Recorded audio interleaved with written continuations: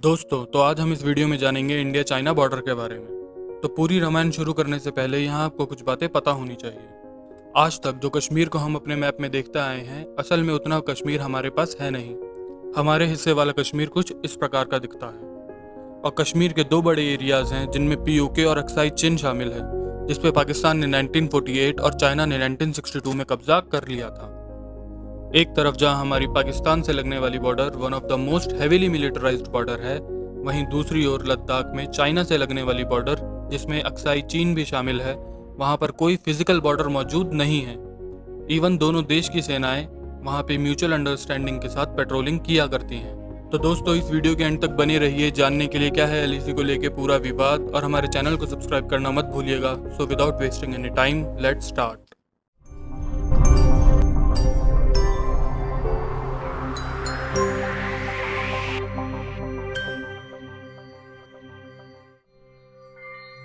दोस्तों, यहाँ हमें ये पता होना चाहिए कि जब हमारा देश 1947 में आज़ाद हुआ, उस वक्त इंडिया और चाइना दोनों ही देश कोई कॉमन बॉर्डर शेयर नहीं करते थे, और हमारे बॉर्डर चाइना के साथ नहीं बल्कि तिब्बत के साथ मिलते थे।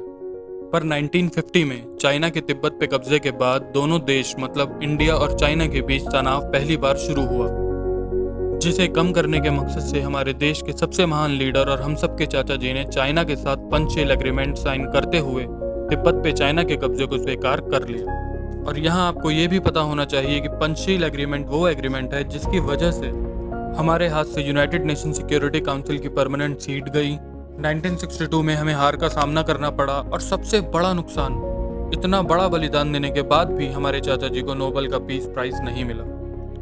1959 में जब चाइना ने तिब्बत की सरकार को बर्खास्त किया, उस वक्त तिब्बत के head of state his holiness Dalai Lama ने जब भारत सरकार से मदद मांगी, तो हमारे चाचा जी ने इसी पंचशील एग्रीमेंट का हवाला देते हुए तिब्बत की सरकार की मदद करने से मना कर दिया। अब ये पंचशील एग्रीमेंट क्या है, इस पे कभी किसी और वीडियो में डिस्कस करेंगे। पर इस पंचशील एग्रीमेंट को लेके हमारे चाचा जी इतने कॉन्फिडेंट थे कि उन्हें पूरा यकीन था कि चाइना हम पे हमला नहीं कर सकता है। तभी तो जब हमारी इंटेलिजेंस ने चाइना को लेके सरकार को वार्न किया, तब हमारी सरकार ने इस बात पे ध्यान ही नहीं दिया, जिसका नतीजा 1962 में देखने को मिला, जहां चाइना ने भारत पे हमला करते हुए लद्दाख में भारत के कुछ हिस्से पे कब्जा कर लिया, जो आज अक्साई चीन के नाम से जाना जाता है।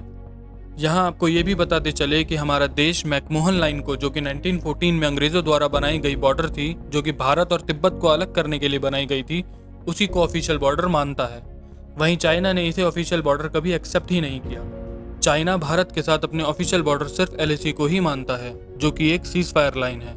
वो सीज फायर जो 1962 युद्ध के दौरान भारत और चाइना के बीच हुआ था, और LAC पे भी कोई फेंसिंग मौजूद नहीं है। आपको पता होना चाहिए ये पूरा एरिया एक हाई एल्टीट्यूड रीजन है, जिसकी कोई इकोनॉमिक वैल्यू नहीं है, और ये पूरा एरिया चारों तरफ से जंगल, घाटियों और नदियों से घिरा हुआ है, और दोनों ही देश की सेनाएं यहाँ पे पेट्रोलिंग करती हैं। 5 और 6 मई को गलवान वैली की सबसे ऊंची चोटी पे कब्जा करने के मकसद से चाइनीज आर्मी हमारे देश की सीमा के अंदर दाखिल हुई, ताकि वो हमारी आर्मी के मूवमेंट और डिप्लॉयमेंट पे नजर रख सके। पर हमारे सैनिकों ने उन्हें बीच में ही रोक दिया, जिसके साथ ही दोनों सेनाओं के बीच स्टैंड ऑफ शुरू हो गया, जिसके बाद 6 जून को दोनों देशों के बीच लेफ्टिनेंट जनरल लेवल की बातचीत हुई, जिसपे मैंने ऑलरेडी वीडियो बनाई है, और उसका लिंक इस वीडियो के डिस्क्रिप्शन में मौजूद है, जहां जाके आप उस वीडियो को देख सकते हैं। उस मीटिंग के बाद दोनों देश की सेनाओं में तय हुआ कि दोनों देश अपनी मौजूदा स्थिति से पीछे हटेंगे, पर इसके बाद भी चाइनीज आर्मी अपनी पोजीशन से पीछे नहीं हटी। और जब इंडियन आर्मी की एक पेट्रोलिंग यूनिट उस एरिया में पेट्रोलिंग करने पहुंची, तो चाइनीज आर्मी ने उन पे हमला कर दिया, जिसमें हमारे 20 जवान शहीद हो गए, और चाइना के भी लगभग 40 से 50 सैनिक मारे गए, जिसके बाद दोनों ही देशों के बीच युद्ध जैसे हालात बनने लगे। और सिचुएशन को नॉर्मल करने के लिए आज भी दोनों ही देशों के बीच आर्मी और डिप्लोमेटिक लेवल पे बातचीत जारी है। दोस्तों, आपको ये वीडियो कैसा लगा प्लीज कमेंट सेक्शन में जरूर बताएं, और इस वीडियो को लाइक कीजिए, शेयर कीजिए अपने दोस्तों के साथ, और सब्सक्राइब कीजिए हमारा चैनल आगे भी कुछ इन्फॉर्मेटिव वीडियो से जुड़े रहने के लिए। धन्यवाद।